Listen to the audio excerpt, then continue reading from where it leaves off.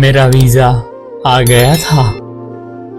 جب اسے یہ بات پتہ چلی تو وہ بہت روئے جا رہی تھی اور بار بار مجھ سے یہی کہہ رہی تھی کہ پلیز مت جاؤ یار۔ میں نے یہ ہمیشہ دعا کی ہے کہ تم کبھی مجھ سے دور مت جاؤ یار، میں مر جاؤں گی، میرا یقین کرو، میں سچ میں مر جاؤں گی۔ پھر میں نے اسے سمجھایا، ارے یار کچھ ہی دنوں کی بات ہے، میں واپس آ جاؤں گا اور ہم شادی کریں گے۔ وہ مسلسل روئے جا رہی تھی اور اس کی آنکھوں میں آنسو روکنے کا نام ہی نہیں لے رہے تھے۔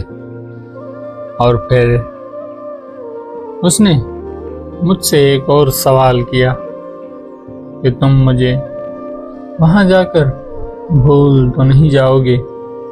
میں نے اس کے سر پر ہاتھ رکھا، اس کی قسم کھائی کہ میں زندگی سے آخری سانس تک تمہارا رہوں گا، یہ میرا وعدہ ہے تم سے۔ وہ مجھے چھوڑنے ایئرپورٹ تک ساتھ آئی تھی۔ میں جب اسے الوداع کہہ رہا تھا تو بس چپ کھڑی تھی، جیسے اس کے جسم میں جان ہی نہ ہو۔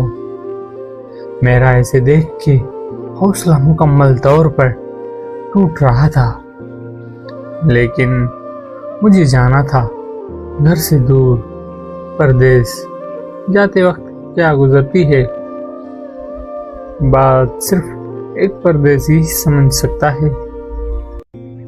میں جہاز تک پہنچتے پہنچتے مکمل طور پر ٹوٹ چکا تھا اور مجھے یہ محسوس ہو رہا تھا کہ جیسے سب کچھ پیچھے چھوٹ گیا۔ اور جب اس نے اپنی پسند کی شادی کسی اور سے کر لی تو اب اس کی وہ بات مجھے بڑی یاد آتی ہے کہ باہر جا کر بھول تو نہیں جاؤ گے، اور پھر دعا کرتی ہوں کہ اگر تم سے دور جاؤں تو مر جاؤں۔ اب میں یہ سوچتا ہوں کہ میں کسی اور سے شادی کر لوں، پھر اس کی دی ہوئی قسم یاد آتی ہے کہ میں زندگی کی آخری سانس تک تمہارا رہوں گا۔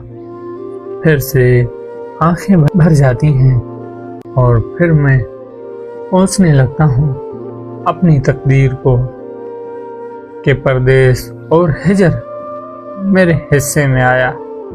پردیس کی قید اور ہجر کی تنہائی ہر روز رلاتی ہے۔